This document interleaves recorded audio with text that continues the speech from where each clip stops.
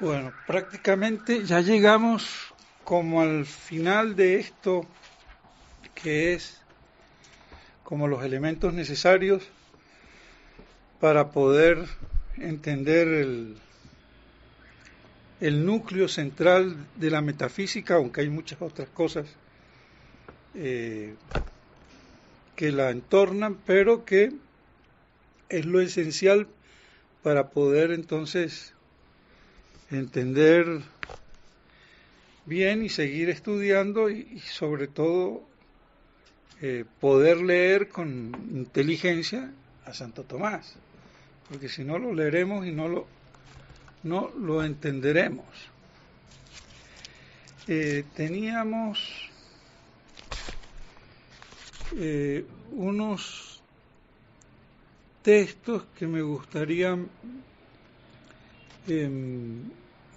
ver que nos ayudan como a cristalizar lo que ya hemos visto, por ejemplo, sobre la dignidad de la persona,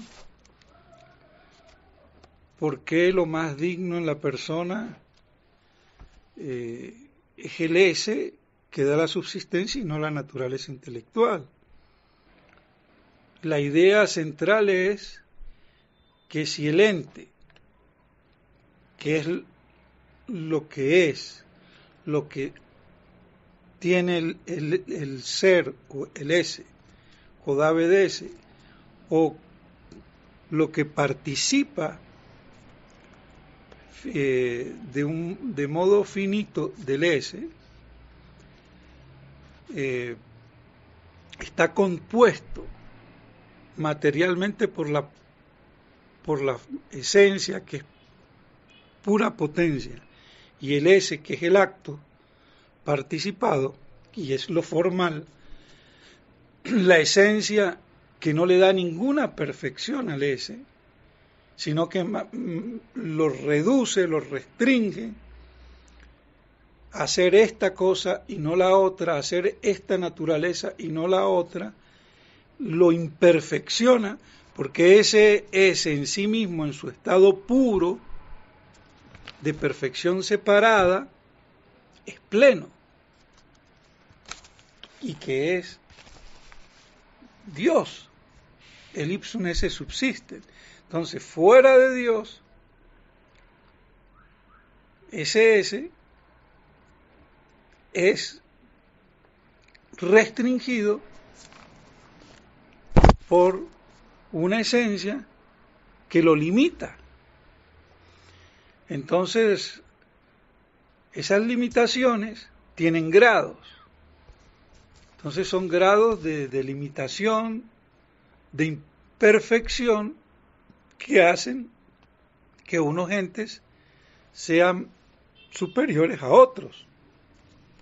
Pero esa superioridad no viene de la esencia, ni aún de la naturaleza intelectual como esencia, sino que esa plenitud de ser, que en sí es absoluta, infinita, y por eso en Dios la esencia es su ser, hay una plena identidad, y entonces Dios no se puede definir, porque una definición, como es toda esencia, lo limitaría.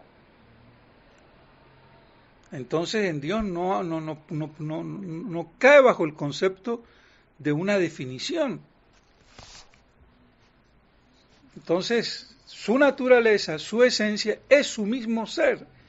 En cambio, en todos los demás entes, su esencia no es su ser, su ese. Entonces por eso la distinción de quod es y quo es, lo que es y por lo que es. Entonces la esencia y el ese. Y que habíamos visto que en los entes compuestos de materia y forma había entonces una doble potencialidad y una doble actualidad. La potencialidad a nivel de la esencia y actualidad a nivel de la esencia, siendo la materia prima la potencia y la forma sustancial, el acto, y esos forman la esencia, y la esencia que en sí está en potencia respecto al acto de ser el esse ut actus essendi. Pero en los ángeles, que no hay composición de materia y de forma, su naturaleza, su esencia, no es su ser, su esse. Entonces se distingue esencia y esse. En cambio, en Dios se identifica plenamente. Por eso, dicho sea de paso, como dice el padre Fabro y también lo dice Gómez Pérez, propiamente hablando no se puede decir que Dios exista, aplicarle el concepto de existencia, porque el concepto de existencia es estar fuera de sus causas, luego es algo causado, y Dios no tiene causa, es incausado. Por eso uno se pregunta, y uno lo ve claro, que nunca Santo Tomás se dice si Dios existe, sino an sit, o sea, si Dios es, que es muy distinto, porque existir en realidad implica una idea o un concepto o noción de ser causado, y Dios es incausado.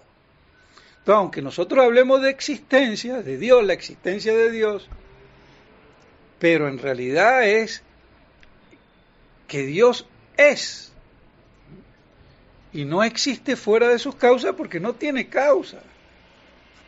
Entonces, por eso rompe todos nuestros conceptos, por eso nuestros conceptos que están basados en la esencia de las cosas, no entra Dios, no entra, ¿no? Por eso sigue siendo un conocimiento a través de los efectos que se remonta al Ser Supremo, y lo conozco por sus atributos, por sus nombres, por sus perfecciones, que me dicen de Dios, pero más me dicen lo que no es que lo que es, que eso es lo que dice Santo Tomás. Entonces, por eso nosotros tenemos un concepto de Dios en ese sentido más negativo que positivo, porque me dice más lo que no es que lo que es, porque saber lo que Dios es, hay que tener la visión beatífica, y así todo tampoco se la puede abarcar totalmente. Entonces, por eso esa distinción fundamental que hay entre el ipsum esse subsiste y el ens per participazione.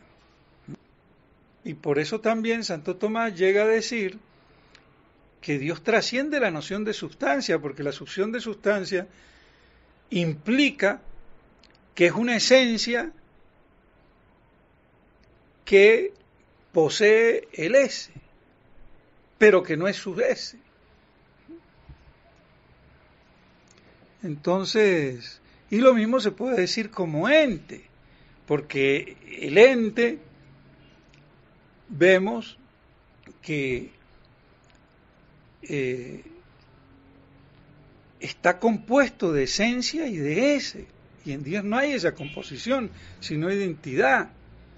Entonces lo decimos que es el ente per essentiam, pero más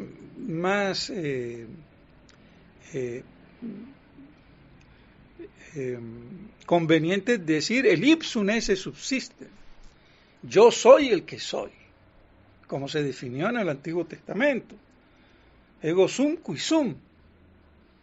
Entonces,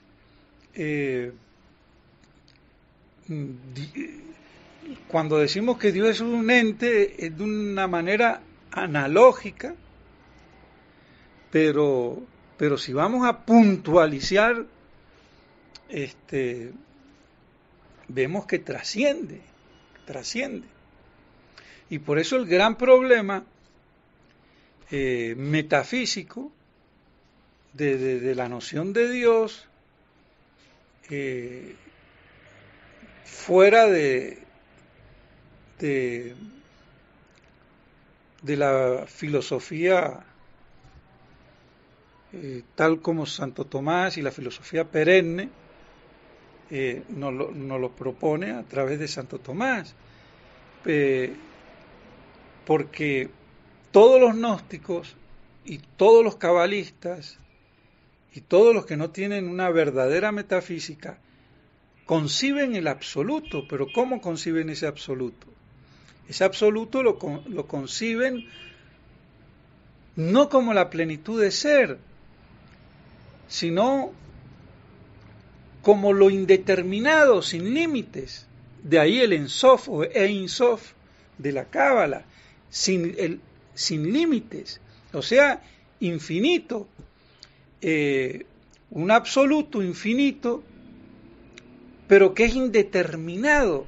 ¿Por qué? Porque yo no puedo decir que Dios sea tal o cual otra cosa, yo no puedo decir que sea esto o aquello, porque si lo determino dentro de una esencia, ya lo estoy limitando. Entonces, es un absoluto indeterminado, que necesita de algún modo determinarse, y entonces va a ser por los Sefirot y todo el cuento del Ensof y los 10 del Ensof y los 10 Sefirot, y que forman el número 11. Y no en vano el 11 es el que está 3 veces incluido en el 33, por eso es tan importante para los masones el 33. Pero todo viene del número 11. ¿El 11 de qué? El Ensof, como lo absoluto indeterminado, opuesto a la plenitud de ser, que se manifiesta por sus esplendores, los 10 Sefirot. Entonces, es una concepción gnóstico-cabalística por no tener una noción metafísica verdadera. Entonces, ¿cómo yo concibo a ese absoluto?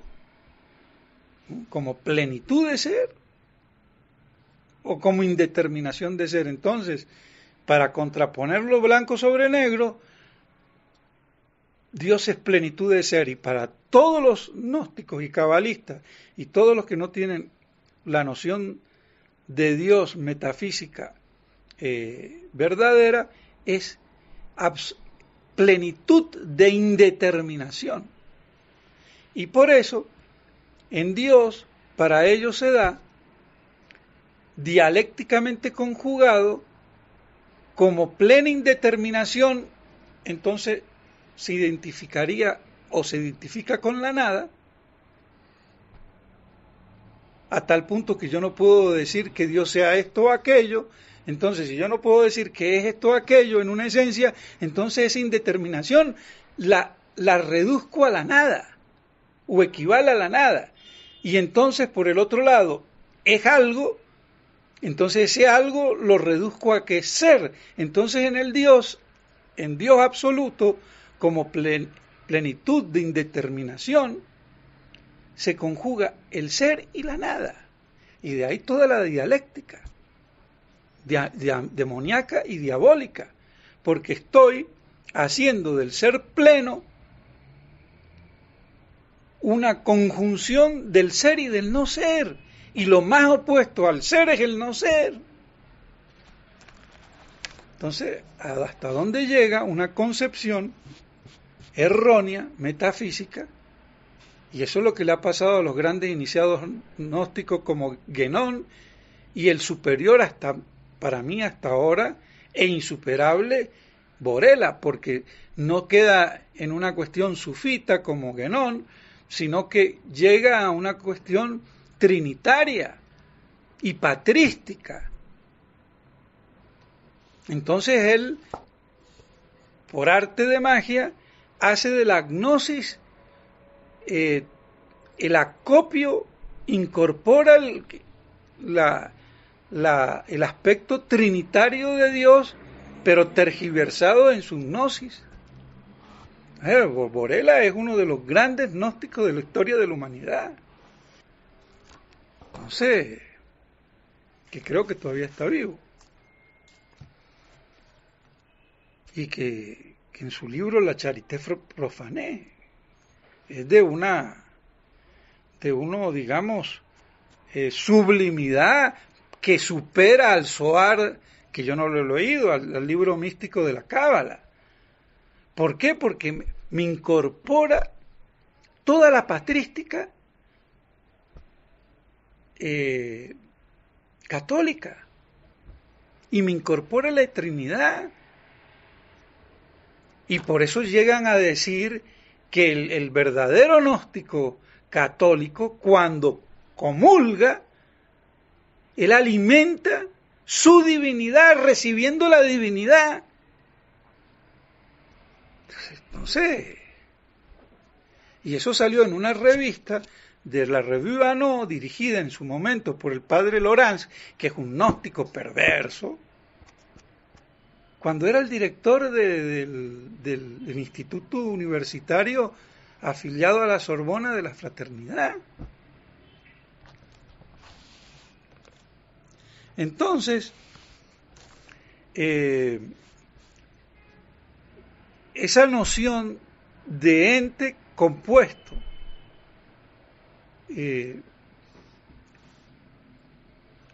y por eso se habla de los dos coprincipios del ente: el coprincipio esencial material, potencia, y el coprincipio formal, actual, acto, ese, o ser, como actus essendi.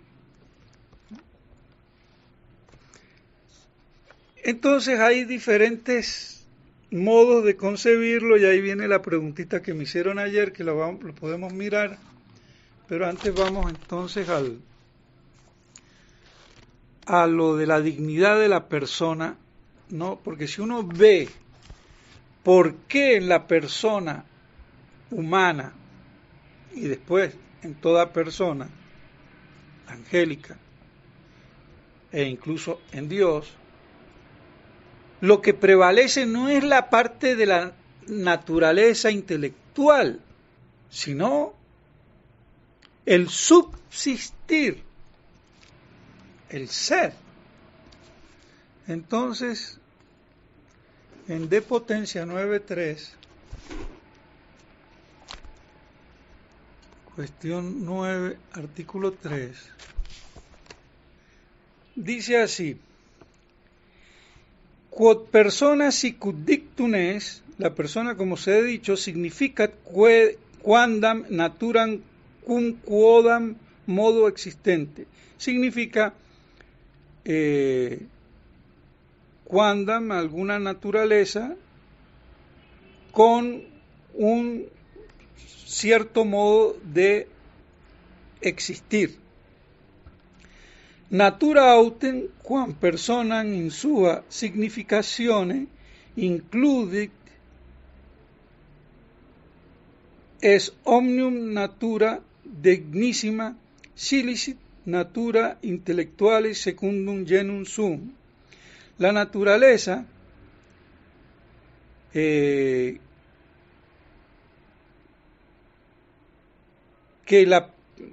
la noción de persona incluye en su significación consiste en omnium natura dignissima, en una naturaleza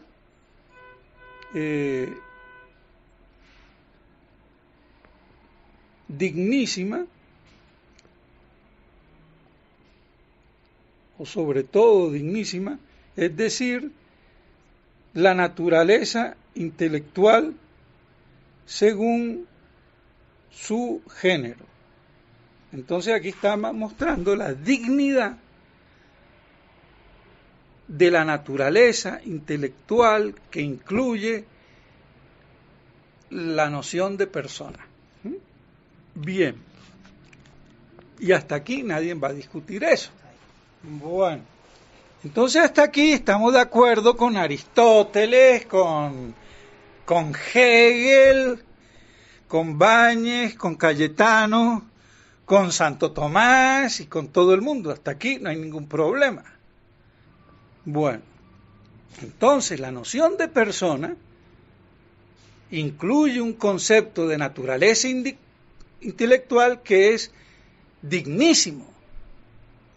Bueno, similiter essiam modus existendi quem importat persona es dignísimo. Y semejantemente a esto que acabamos de decir, de la dignidad de la naturaleza intelectual que incluye la noción de persona. Entonces, ¿cómo está tomando esto? Y semejantemente le ponemos la corona.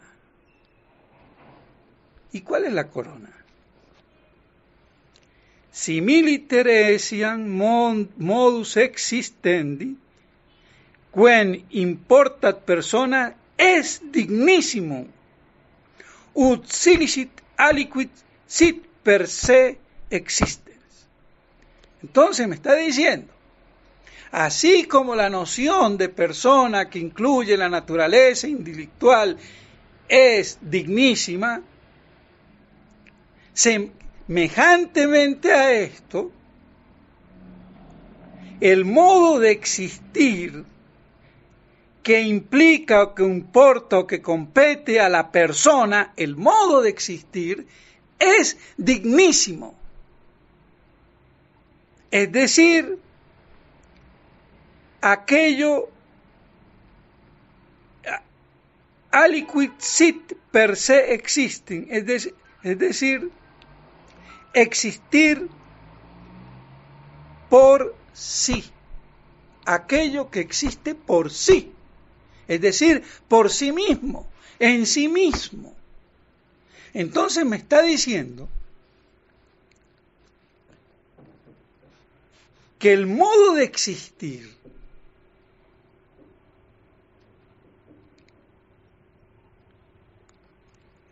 de la persona por sí mismo es dignísimo. Y ese modo de existir es justamente lo que la hace subsistir, la subsistencia. Porque subsistir es existir por sí mismo, como ya hemos visto. Entonces, no nos quedemos con la mitad de la arepa, o no nos quedemos con el rey sin la corona. Entonces, la corona es esto. Y eso es lo que ya no va a ver ni Aristóteles, ni lo va a ver Hegel, ni lo va a ver Cayetano, ni lo va a ver Báñez, y sí lo ve Santo Tomás de Aquino. Ahí está. Y entonces, a raíz de esto, Santo Tomás dice, cum ergo omne quod est dignissimum in creaturis Deo sit attribuendum convenienter nomen persona, Deo attribuit potes, sicut es alia nomina quae proprie dicuntur de Deo. Entonces, todo aquello que en la criatura sea dignísimo es atribuible a Dios. Y por eso es conveniente atribuirle a Dios el nombre de persona. Bueno, entonces vemos cómo la dignidad de la persona no viene únicamente del ser una naturaleza intelectual, sino de subsistir en una naturaleza intelectual. Entonces el subsistir per se lo que hace la dignidad de la persona. Ahora, ¿por qué habla padre del subsistir y no del ese directamente? Porque es que el subsistir es como es lo que se subsiste por el ese, sin el ese no subsiste. Pero tendría más fuerza la idea si hablara directamente del ese, ¿no? Bueno, es que él, digamos, es para que se vea el ese en su efecto, pues, digamos que se vea el ese en su aspecto realizador. Y otra pregunta, muchos tuvimos que el ese es superior, si se puede decir así, o realmente superior a la esencia, y ahí los iguala también entre ellos, porque usa el similite, y tiene que decir que es más el ese todavía. Claro, pero viene como si yo me parto de abajo, ¿no? Y lo corono. Entonces, como es más evidente la parte de la dignidad de la naturaleza, entonces yo voy a lo desconocido por lo conocido. Entonces,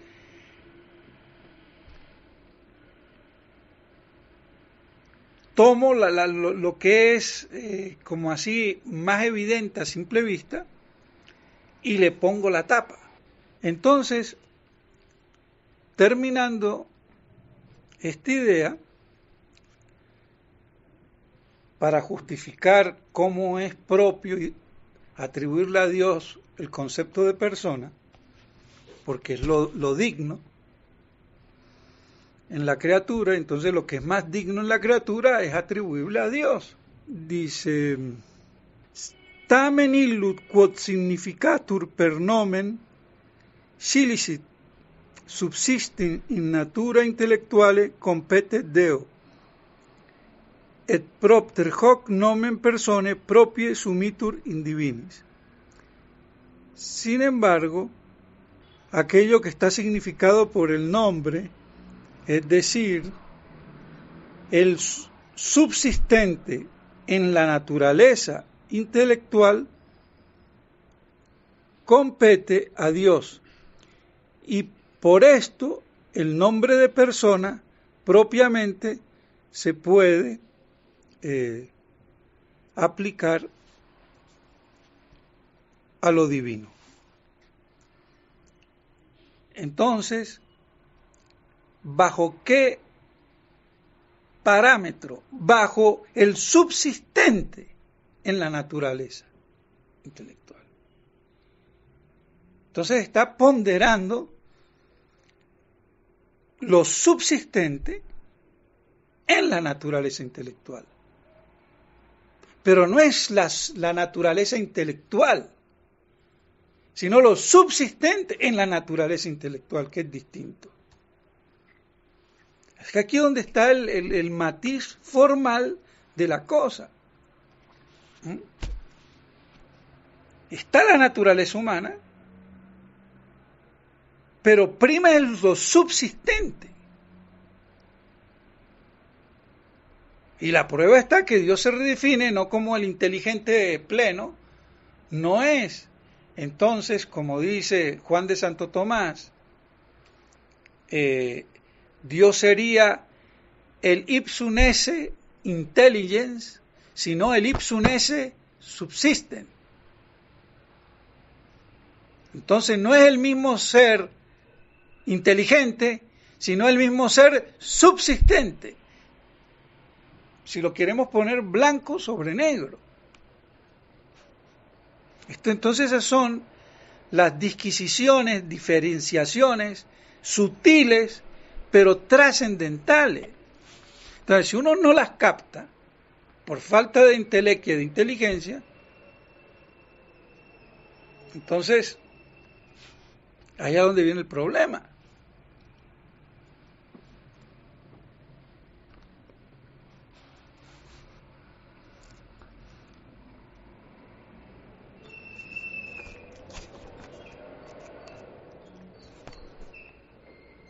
Entonces, así nos dice Santo Tomás.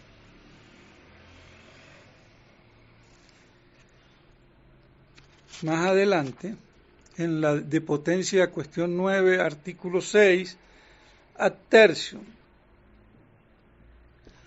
Quod nomen persone non designat hoc solum quod est subsistere, quod videtur ad essentiam pertinere, sed essiam hoc quod est distinctum esse et incommunicabili, quod est propter propietas relativas in divinis. Bueno, entonces, el nombre de persona no designa solo aquello que es subsistir, subsistere, lo que se ve que pertenece a la esencia,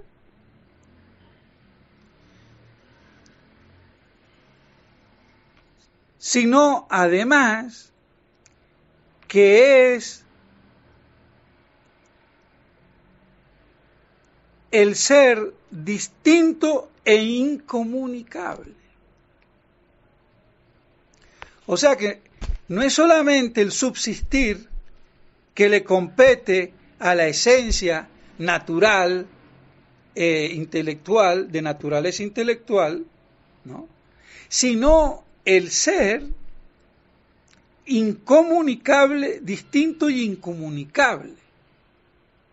Y aquí hace la traspolación de la metafísica a la teología y dice, y esto es lo que propiamente constituye las relaciones divinas, que como sabemos lo que hace ser persona en la Trinidad. Pero eso ya es teología.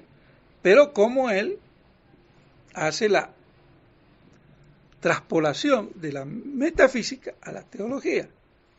Entonces, la persona en Dios es la relación subsistente. Es decir, y aquí toca hacer un poquito de teología para redondear, la persona en Dios es el subsistente en la naturaleza divina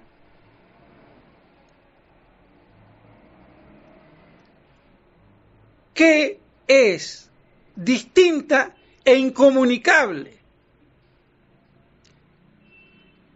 Y eso me lo da la relación, porque todo lo que es del orden de la esencia de la naturaleza en Dios es común. Y la intelectualidad, la naturaleza intelectual divina es común. Y eso no me constituye la persona. Lo que me constituye la persona es lo que subsiste en la naturaleza intelectual, pero no común, sino distinta e incomunicable. ¿Y qué es lo que me hace subsistir en la naturaleza divina de modo distinto e incomunicable? La paternidad, la filiación y la expiración. Es decir, el origen que distingue a las personas en el modo de poseer cada una la misma naturaleza.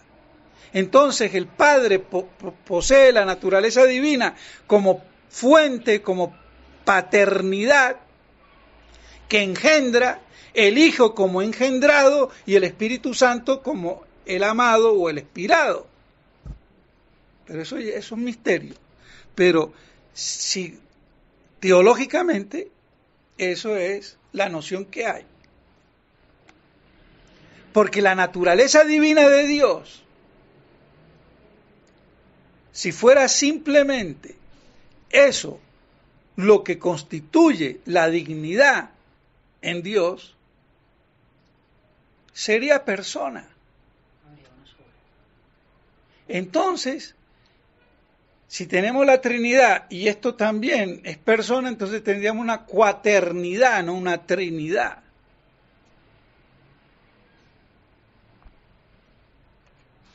Y ni aún el subsistir.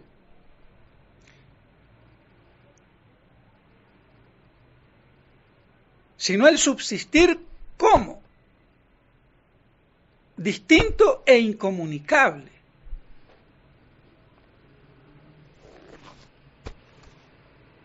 Entonces, eso es lo que constituye a la persona. El subsistir de manera incomunicable y distinta.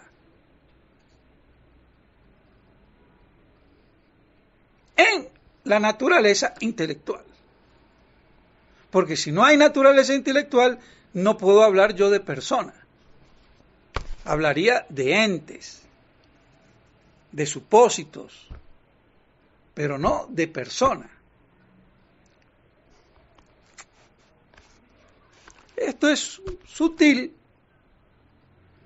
pero si lo vemos,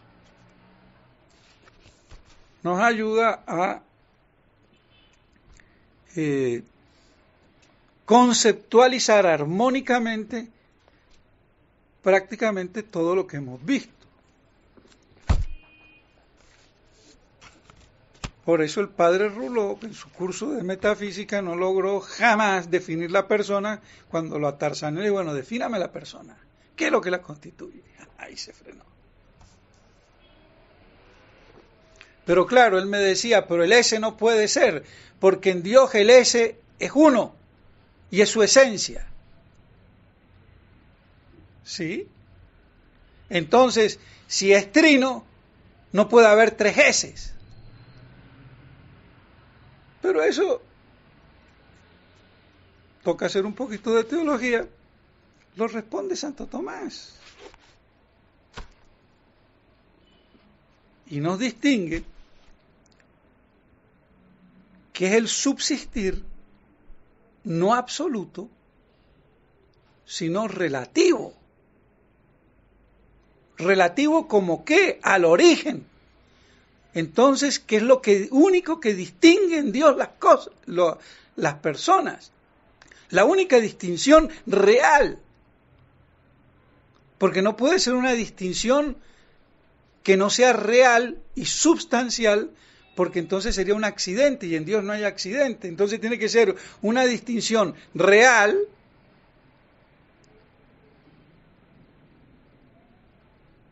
porque si no sería el modalismo, niega la Trinidad, si no fuera real, subsistente para no ser accidente, pero relativo, porque si lo hago absoluto, habría tres dioses y no un solo Dios. Entonces una distinción real, sustancial, subsistente, relativa. ¿A qué? Al origen. Es decir, al modo de poseer cada una intratrinitariamente esa misma naturaleza. El Padre la posee como Padre, el Hijo como el Hijo y el Espíritu Santo como Espíritu Santo. Es decir, el Padre como fuente, como que genera, el Hijo como generado, como imagen del Padre, idéntica, y el Espíritu Santo como la expresión de ese mutuo amor del Padre y del Hijo, expirado. Y más no se puede decir. Sí, muchísimas, pero así conceptual, teológicamente hablando.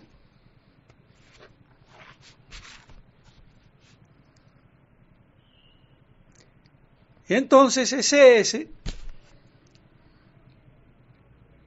el mismo,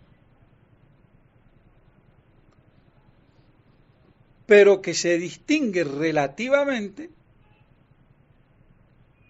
cuando yo hablo de la oposición que hay de origen, de Padre, y de Hijo y del Espíritu Santo. Pero si yo hablo del Padre con respecto a la naturaleza divina, es idéntico.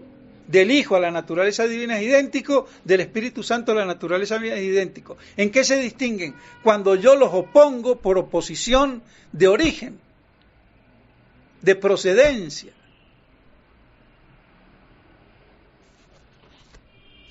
Por eso los musulmanes y los judíos no admiten el génetos. ¿Cómo es que Dios puede engendrar? Es inengendrado. Porque el Padre es inengendrado, pero el Hijo es engendrado, generado, pero no de una manera biológica o física como vemos, sino espiritual. A tal punto que es el pensamiento mismo de Dios Padre. Dios Padre piensa y ese pensamiento, su pensamiento, es el Hijo. Hay una identidad total.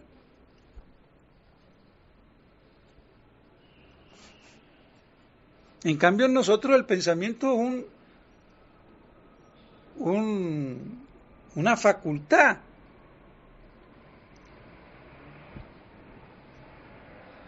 Y el concepto que se tiene, el verbo mental, no es la inteligencia. En cambio, en Dios es su inteligencia. Pero bueno, eso ya es pura teología, pero basada en la metafísica. Bueno. Y por eso dice aquí, nomine persone significatur formaliter incommunicabilitas sive individualitas subsisten in natura. El nombre de persona significa formalmente la incomunicabilidad, es decir, la individualidad subsistente en la naturaleza. ¿Cuál naturaleza? La única que puede ser persona intelectual. Y por eso vuelve a decir en el ad sextum de potencia, cuestión 9, artículo 6, lo mismo. Nomen persona significa, porque lo otro lo estaba leyendo en el cuerpo, en el corpus. Nomen persona significa subsistentem in natura divina, cum distinzione et incommunicabilitate. Entonces este concepto, que en el cuerpo es metafísico, lo pasa en la respuesta a la sexta objeción al plano teológico y lo aplica en Dios. El nombre de la persona significa lo subsistente en la naturaleza divina con distinción e incomunicabilidad. Por eso la naturaleza divina absoluta no es persona, sino el subsistente en la naturaleza divina, distinto e incomunicable. Y eso es el Padre, el Hijo y el Espíritu Santo. Y sobre la persona, como individuo subsistente, cuya persona dicit individuum subsisten in genere substantia. Porque la persona se dice del individuo subsistente en el género de la sustancia. ¿De cuál sustancia? De la sustancia intelectual, de la naturaleza intelectual. Y más arribita está diciendo, in Deo autem non es natura ipsius subsistent per aliquod ad quod determinatur sicut per materiam. En Dios no está la natura, non es natura ipsius subsistent, su naturaleza no es lo que subsiste por algo que es determinado como la materia, ¿no? Sino sed per se ipsam es subsisten, sino por sí misma es subsistente, et ipsum suum esse subsistent est. Unde natura es ipsum quod subsistit, et esse in quo subsistit, et propter hoc in Deo homino idem est, quod es et quo es et quod est. Este texto nos redondea el tema. Entonces, en Dios, la naturaleza de su mismo subsistir no le viene determinado como algo material.